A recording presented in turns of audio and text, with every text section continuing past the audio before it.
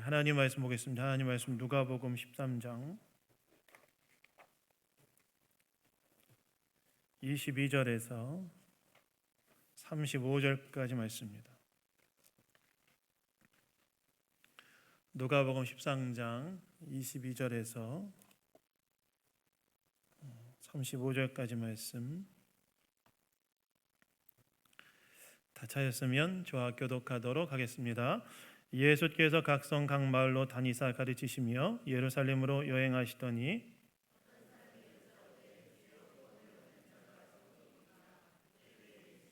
좁은 문으로 들어가기를 힘쓰라. 내가 너에게 이르노니 들어가기를 구하여도 못하는 자가 많으리라.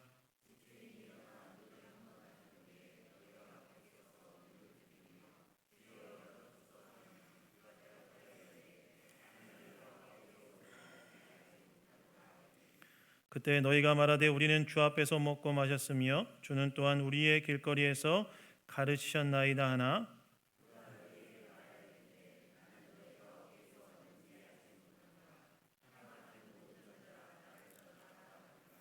너희가 아브라함과 이삭과 야곱과 모든 선지자는 하나님 나라에 있고 오직 너희는 밖에 쫓겨난 것을 볼 때에 거기서 슬피 울며 이를 갈리라.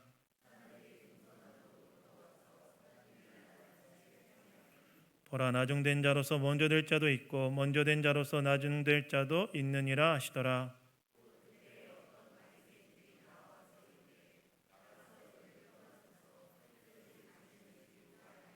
이르시되 너희는 가서 저 여우에게 이르되 오늘과 내일은 내가 귀신을 쫓아내며 병을 고치다가 제3일에는 완전하여지리라 하라.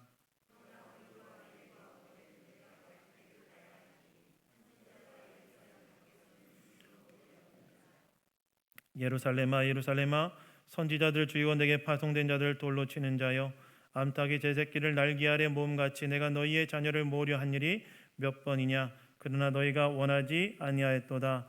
보라, 너희 집이 황폐하여 버림바 되리라. 내가 너희에게 이르노니 너희가 주의 이름으로 오시는 이를 찬송하리로다 할 때까지는 나를 보지 못하리라 하시니라. 아멘. 아멘.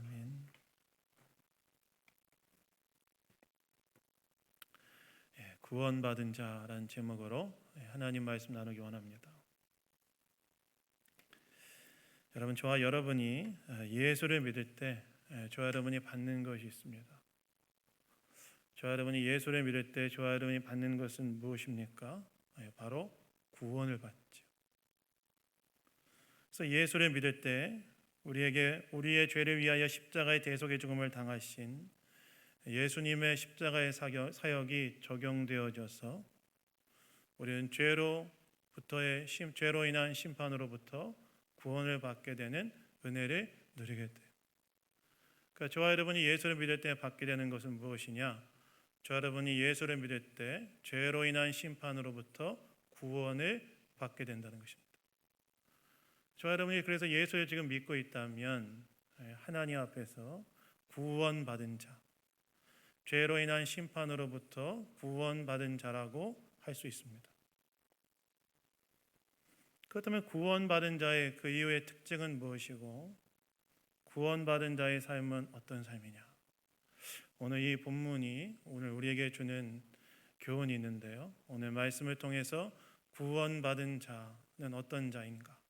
오늘 말씀을 통해 우리가 함께 좀 생각해 보기를 원합니다.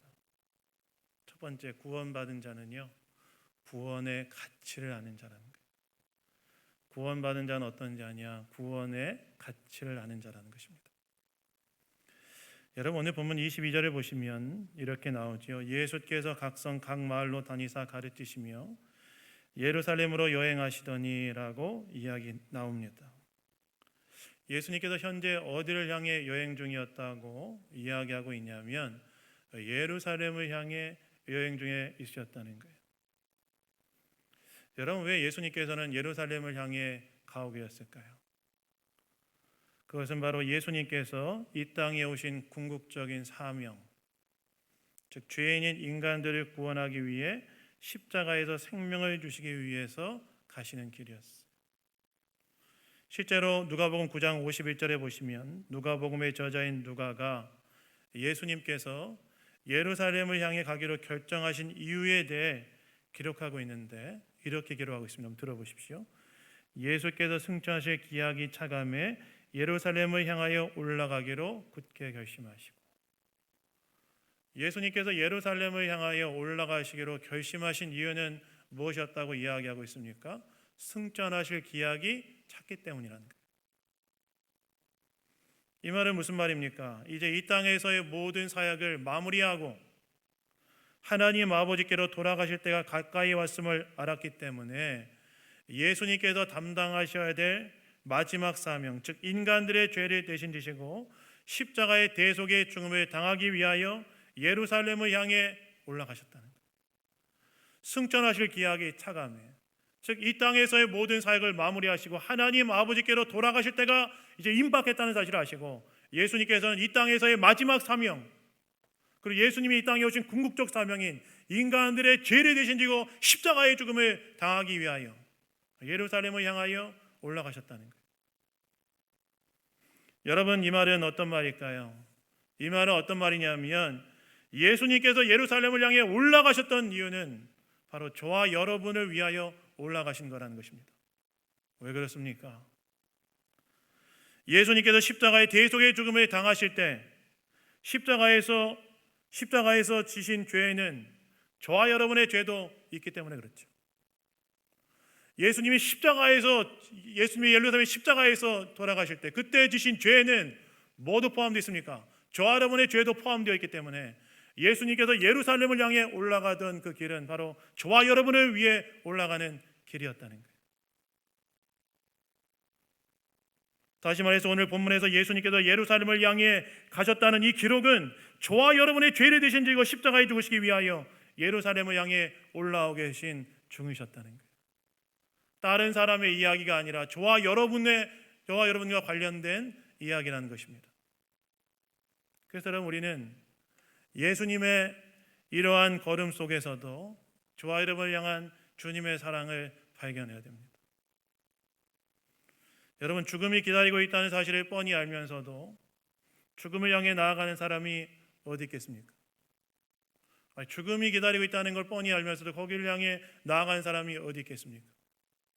그러나 예수님께서는 저와 여러분을 죄로 인한 심판으로부터 구원하기 위하여 대속의 십자가를 지기 위해 예루살렘을 향해 올라가셨다는 거예요. 그러한 걸음 속에서도 우리는 우리를 향한 주님의 사랑을 발견해야 된다는 것입니다. 여러분, 저와 여러분을 향한 주님의 십자가의 사랑을 알고 있습니까? 저와 여러분을 위하여 십자가의 죽음이 기다리고 있는 예루살렘을 향하여 발걸음을 옮기신 주님의 그 사랑을 알고 있습니까? 그 사랑을 다시 한번 저와 여러분의 심령 가운데 되새기는 은혜가 있기를 주님의 이름으로 축원합니다. 그런데 오늘 본문을 보시면 이렇게 예수님께서 예루살렘을 향해 올라가신 중에 한 가지 특별한 사건이 있었다고 이야기하고 있는데요. 어떤 사건이 있었다고 이야기합니까? 23절에 보시면 이렇게 나와 있죠. 어떤 사람이 여짜오되 주여 구원을 받는 자가 적으니까 이렇게 물었다고 나와 있습니다. 예수님이 예루살렘을 향해 올라가고 있는 중에 어떤 사람이 예수님께 딱 나와서 뭐라고 이야기하냐면 구원받는 사람이 적으냐고 물어봤다는 거예요. 구원받는 사람의 숫자에 대해 질문했다는 거예요. 여러분, 왜 이 사람은 예수님께 구원받는 자의 숫자에 대해 질문했을까요? 구원받는 자의 숫자에 대해 왜 질문했을까요? 여러분, 이것은요, 당시 유대인 랍비들 사이에 있었던 중요한 논쟁 주제 중에 하나였습니다. 그 당시 유대인 랍비들 중에 어떤 사람들은 구원받는 사람의 숫자가 많을 것이라고 주장하는 랍비도 있었고, 어떤 랍비는 구원받는 자의 숫자가 적을 것이라고 주장하는 랍비도 있었습니다. 그러니까 구원받는 자의 숫자에 대한 이 질문은 당시 유대인들 랍비 사이에 치열한 논쟁거리였다는 거예요. 그런데 예수님께서 지난 본문에서 어떤 말씀하셨지요? 18년 동안 굽어 있는 등으로 고통받고 있는 여자를 치료하신 후에 겨자 시비와 누룩 비유를 통하여 하나님 나라가 놀랍게 성장할 것이라고 이야기하셨는데, 이로 인해 이 사람은 예수님께서 구원받는 사람의 숫자가 많다는 견해를 갖고 계신다고 생각하고 랍비들과의 논쟁과 연결시켜서 예수님께 나와 예수님, 구원받은 사람의 숫자가 적습니까? 얼마나 됩니까? 라고 숫자에 대해 물었다는 거예요. 얼마나 구원받을 수 있습니까? 그러자 오늘 본문을 보시면 예수님께서 이 사람의 질문에 대해 답변하시는데 뭐라고 답변했다가 나와 있습니까? 24절에 보면 답이 나오는데 우리 24절 다 같이 한번 읽어보도록 하겠습니다. 읽겠습니다. 시작. 좁은 문으로 들어가기를 힘쓰라. 내가 너희에게 이르노니 들어가기를 구하여도 못하는 자가 많으리라. 구원받는 사람의 숫자에 대한 질문에 대해 예수님께서는 숫자로 답변하기를 다 거부하시고 오히려 뭐라고 말씀하시냐면 좁은 문으로 들어가기를 힘써야 된다. 이런 얘기 했다는 거예요. 구원받은 자의 숫자에 대해 질문하실 때 예수님은 그 숫자에 대해서 지금 답변하지 않으시고 좁은 문으로 들어가기를 힘써야 된다라고 이야기했다는 거예요. 여러분, 이 말씀의 뜻은 무엇일까요? 이 말씀의 뜻은요, 우선 구원받은 사람의 숫자에 대해 질문한 이 사람을 향하여 구원받은 사람의 숫자가 얼마나 되는지를 알려고 하는데 헛된 에너지를 낭비하지 말고 오히려 그 구원받은 자에 네가 속하기를 힘써야 된다는 이야기였어요. 즉 예수님께서 구원받은 자의 숫자에 대한 질문을 하는 자에게 오히려 역으로 그런 숫자가 얼마나 되는지에 대해 알려고 하는데 에너지를 낭비하지 말고 더 본질적이고 더 실존적인 질문, 네가 바로 그 구원받은 자에 속해야 된다라는 그런 도전을 하신 거라는 것입니다. 다시 말해서 구원받은 자가 얼마나 되는지란 어떻게 보면 나의 본질적인 문제와 관계없는 그러한 질문에 에너지를 쏟지 말고 오히려 너에게 가장 중요한 질문인, 가장 중요한 문제인 네가 구원받는 자에 속한 자가 되는데 에너지를 쏟아야 된다는 말씀이었다는 거예요. 그렇다면 여러분, 예수님께서 구원받은 자가 되기 위해서 어떻게 해야 하는지에 대해 말씀하신 이 좁은 문으로 들어간다는 이야기는 어떤 말일까요? 이것은 쉽게 말해서 예수님께서 제시하신 구원의 방법인 복음에 응답하는 것을 이야기합니다. 좁은 문으로 들어간다는 건 뭐냐? 예수님께서 말씀하신 복음에 응답하는 것을 이야기한다는 거예요. 여러분, 예수님께서 공생애를 시작하시면서 갈릴리로 가셔서 하셨던 첫 번째 말씀이 무엇이었습니까? 때가 찼고 하나님 나라가 가까이 왔으니 회개하고 복음을 믿어라 라고 말씀하셨죠. 즉 예수님께서 공생애를 시작하시며 자신과 함께 하나님이 통치하시는 그분의 나라가 이 땅에 임했고 그 나라에 들어가는 방법은 회개하고 복음을 믿는 것이라고 이야기했다는 거예요. 그렇다면 믿어야 될 복음의 내용은 무엇이냐? 그것은 바로 예수 그리스도의 십자가의 대속의 죽음이 나를 위한 죽음임을 받아들이는 것. 그것이 바로 믿어야 될 복음의 내용이라고 할 수 있어요. 즉 예수님의 십자가의 죽음이 나를 위한 죽음임을 믿음으로 받아들이는 것, 그것이 바로 좁은 문으로 들어가는 것이며 그것이 바로 구원의 길이라고 예수님께서 이야기하셨다는 것입니다. 여러분, 예수님의 십자가의 죽음이 나를 위한 죽음임을 믿음으로 받아들이는 것이 구원의 길이라는 이 말씀을 들을 때 여러분 어떤 생각이 드십니까? 예수님의 십자가의 죽음, 그 죽음이 나를 위한 죽음이며 그것이 구원의 길이라는 이야기를 들을 때 여러분 어떤 생각이 드십니까? 아마 이 자리에 있는 분들은 이미 예수님을 믿음으로 받아들였기 때문에 이에 대한 거부감이나 이질감을 별로 느끼지 않으실 거예요. 근데 여러분, 일반 사람들은요 이런 이야기를 들을 때 참 받아들이기 어려워한다는 거 아십니까? 예수님의 십자가의 죽음이 나를 위한 대속의 죽음을 믿을 때 구원받는다라는 이야기 했을 때 일반 사람들은 참 받아들이기 어려워요. 왜 그런지 아십니까? 여러분, 세상에서 정말 가치 있는 것을 얻기 위해서 어떻게 해야 되죠? 이 세상에서는 이 세상에 정말 가치 있는 거 얻기 위해 어떻게 해야 됩니까? 엄청나게 노력해야 돼요. 청년들이 자신이 원하는 곳에 취업하려고 하면 요즘 어떻게 해야 되죠?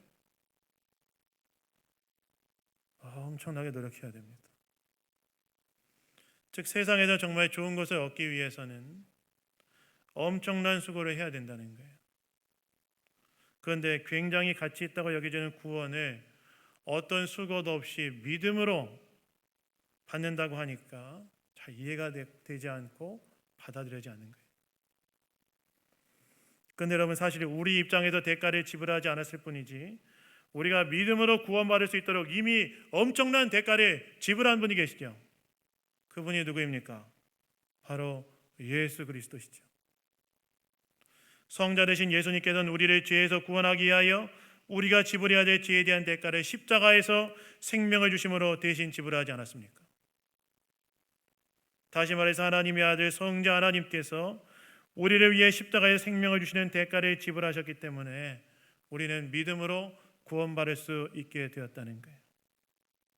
즉 저와 여러분이 받은 구원에는 이러한 엄청난 대가가 지불되었기 때문에 믿음으로 이러한 놀라운 구원을 받게 되었다는 것입니다. 여러분 많이 추우세요? 추우시면 꺼세요. 추우시면 좀 끄세요. 되게 추워하시는 것 같은데.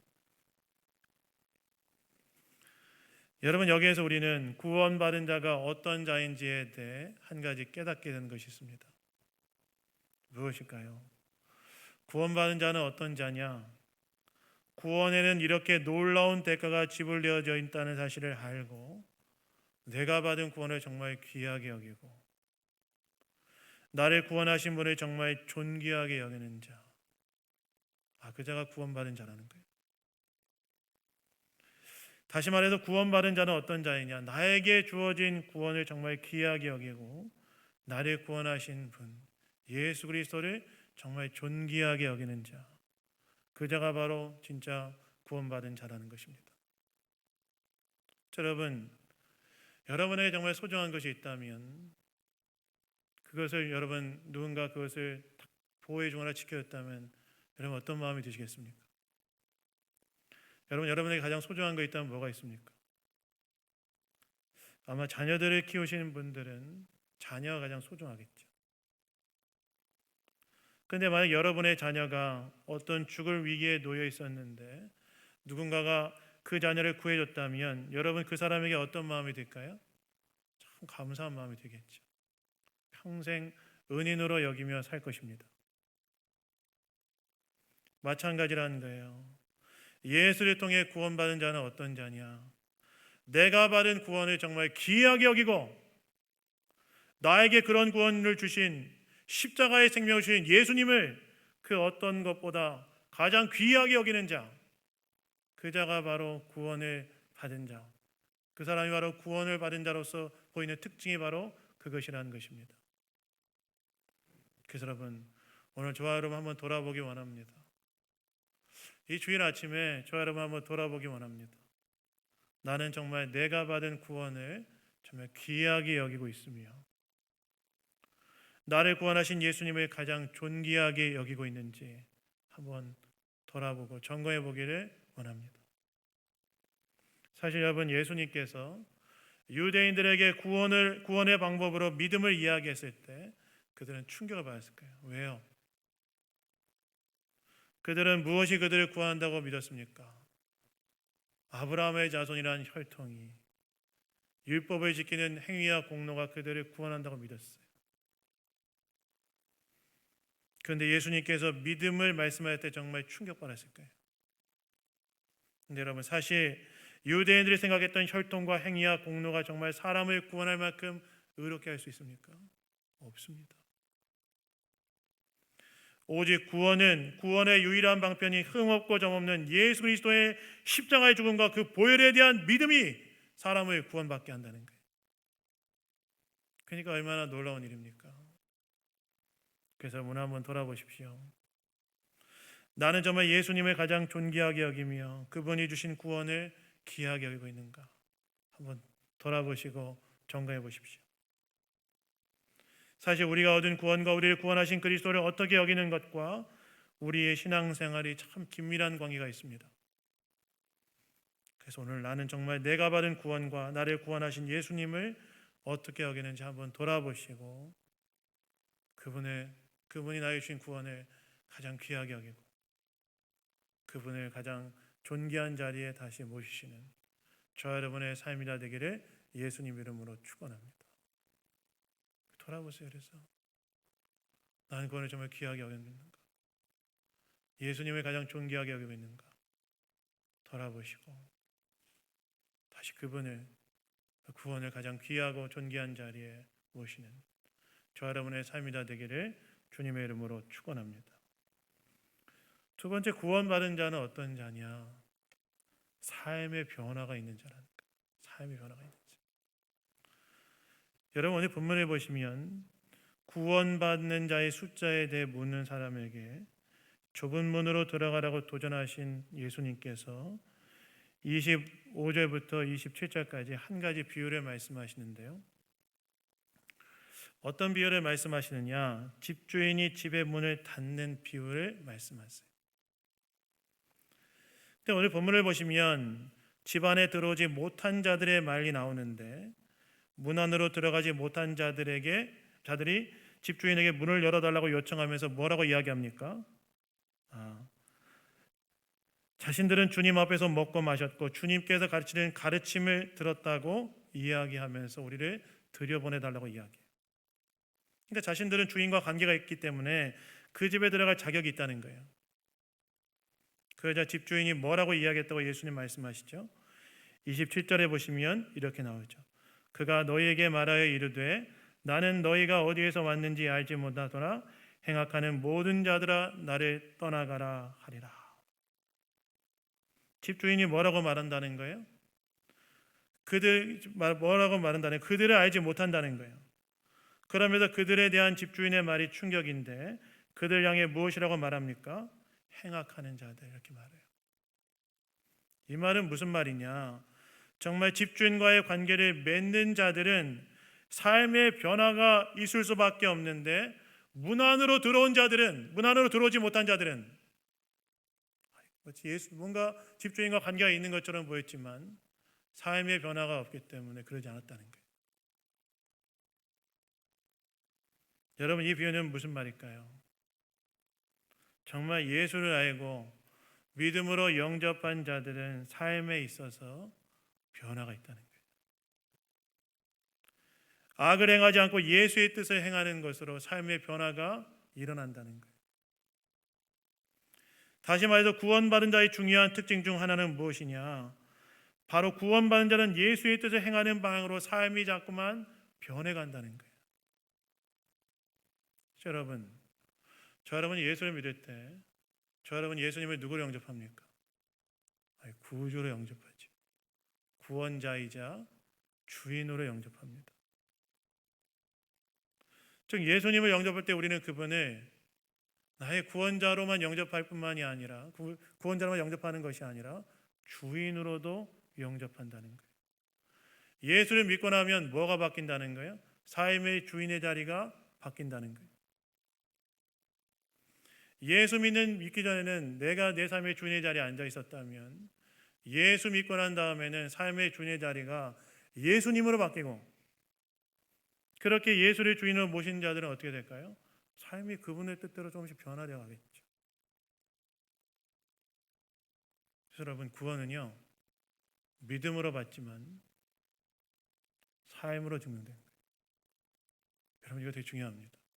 구원은요 삶으로 받는 게 아닙니다. 구원은 믿음으로 받지만 그러나 삶으로 증명됩니다.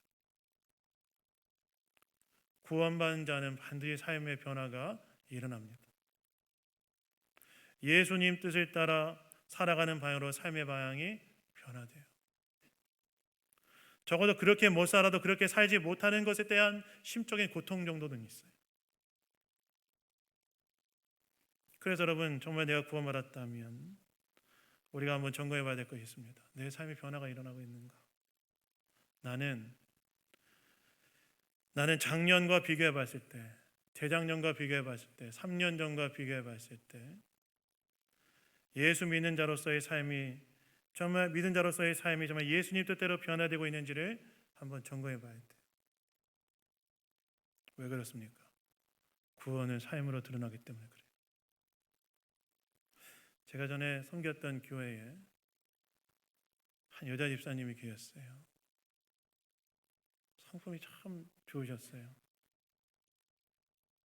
그분은 큰 빌라를 구입해서 임대업을 하고 계신 분이셨는데 참 성품도 좋으시고 관계도 잘하시고 그런 분이셨어요. 제가 오늘 어떻게 하다 우연히 그분의 삶에 대해 좀 듣게 됐는데 그분이 원래는 술 장사를 하시는 분이셨더라고요. 술집을 운영하시는 분이셨는데 그걸 통해서 돈을 엄청 버시는 거예요. 근데 어느 날 어떤 일이 나느냐, 누군가의 전도를 받고 예수님을 영접하게 돼요. 참 인생에서 예수님 만나면 어떻게 돼요? 뭔가 변화가 일어나게 돼요. 예수님을 만나게 돼요. 예수님을 영접하고 나니까 어떻게 되느냐, 이 술 장사를 하는 것이 계속 마음에 꺼리낌이 생기는 거예요. 하나님의 뜻이 아닌 것 같아요. 그래서 이분이 어떻게 하느냐, 고민하고, 왜냐하면 굉장히 많은 이익을 술 장사를 통해 남겼기 때문에 굉장히 많이 고민하고 기도하다가 어떤 결단을 내느냐, 술 장사를 다 포기해버려요. 대단하지 않습니까? 자기가 정말 큰 이익을 남겼던 그거를 예수님 믿는 것에 대한 양심의 거리낌으로 탁 던져버리는 거, 그 쉬운 일 아니죠. 대단한 일 아닙니까? 근데 그분이 이거 다 포기해버려요. 그리고 자기가 하는 일을 바꿔버려요. 무슨 말이냐? 예수를 믿는 삶에는 뭐가 있다는 거예요? 반드시 거기에는 삶의 변화가 있다는 거예요. 예수님 뜻대로 조금씩이라도 변화되어져 간다는 거예요. 물론 여러분, 사람들마다 변화의 속도는 다릅니다. 사도 바울처럼 부활하신 예수님 만나고 180도로 극적으로 변하는 사람이 있는가 하면 어떤 사람들은 예수님의 12제자처럼 3년 동안 예수님을 꾸준히 따라다니면서 조금씩 변화되어진 사람들도 있어요. 그러나 예수 믿는 자에게 있어서는 반드시 뭐가 따라오냐? 조금씩 변화된다. 예수님의 뜻을 삶의 가장 중심에 놓고 그분의 뜻을 따라가는 삶의 방향으로 조금씩 변화되어져 간다는 거예요. 그래서 한번 돌아보십시오, 여러분. 오늘 저와 여러분의 삶은, 예수님 믿고 난 다음에 저와 여러분의 삶은 그분의 뜻대로 조금씩 변화되어져 왔는가? 한번 돌아보십시오. 그분의 뜻을 가장 소중하게 여겨 그분과의 관계가 깊어져 가고 예배를 사모하고 그리스도인과의 교제를 사모하고 주님의 뜻대로 살려고 하는 모습으로 조금씩 변화가 일어나고 있는가 한번 점검해 보세요. 그리고 변화를 향해 나아가십시오. 변화를 향해 나아가십시오. 예수님을 중심으로 살아가는 변화를 향해 나아가시기 바랍니다. 물론 여러분, 우리가 다른 사람의 변화에 대해서 함부로 평가할 수 없습니다. 왜 그렇습니까? 사람마다 자라온 환경과 여건에 따라서 출발점이 다르기 때문에 그래요. 여러분 그거 아세요? 이렇게 그냥 쉽게 생각을 해보시면 좋겠는데, 사람이 0점부터 10점이 있는데 그 환경과 여건이 좋아서 아주 평균적으로 출발하는 것이 5점이라고 했을 때, 어떤 사람은 1점에서 예수님 믿는 사람들이 있겠죠. 가정 형편과 상황들이 어렵게 예수님 믿고 출발하는 사람이 있는가 하면 어떤 사람은 6점에서 출발하는 사람이 있겠죠. 근데 여러분, 어떤 사람은 1점 속에 출발하는 사람은 성장해서 4점이 됐어요. 어떤 사람은 6점에 출발하는데 7점이 됐어요. 겉으로 봤을 땐 누가 훨씬 더 많이 변한 것 같아요? 어려운 질문이었나? 7점 된 사람이겠죠. 왜냐하면 4점은 아직 5점 이하니까, 평균 이하니까. 근데 여러분, 실제로 누가 더 많은 변화가 일어났습니까? 4점이 된 사람이지. 그래서 우리는 다른 사람의 변화에 대해서 함부로 평가할 수는 없습니다. 그러나 나는 알죠. 나는 알지 않습니까? 나는 정말 예수님을 더 사랑하고 있고 예수님과의 관계가 더 깊어지며 예수님의 뜻대로 살려고 하고 있는가? 한번 돌아보십시오. 점검해 보십시오. 그리고 변화를 향해 나아가세요. 근데 여러분 여기 중요한 게 있어요. 뭐가 중요하냐? 여기에 뭐가 중요하냐면 그러한 변화에 기쁨이 있다는 거예요. 예수님의 뜻대로 살아가려는 변화에 처음에는 그것이 적응되지 않은 것으로 인한 어려움이 있을 수 있지만 거기에 기쁨이 있다는 거예요. 왜 그렇습니까? 여러분 우리가 어떻게 살 때 가장 행복하게 살 수 있는지를 누가 가장 잘 아실까요? 저 여러분이 어떻게 살 때 가장 행복하게 살 수 있는지를 누가 가장 잘 아실까요? 저 여러분을 창조하신 하나님이 잘 아시겠죠. 여러분 어떤 물건을 구입했을 때 가장 먼저 보는 건 뭡니까?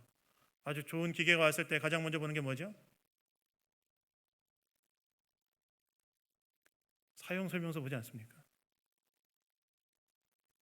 왜 그걸 보죠? 그것을 만든 사람이 그것을 어떻게 사용할 때 가장 효과적으로 사용할 수 있는지 알려주는 책자이기 때문에 그렇죠. 무슨 말입니까? 사람은 하나님의 뜻대로 살아갈 때 진짜 기쁨을 누릴 수 있다는 거예요.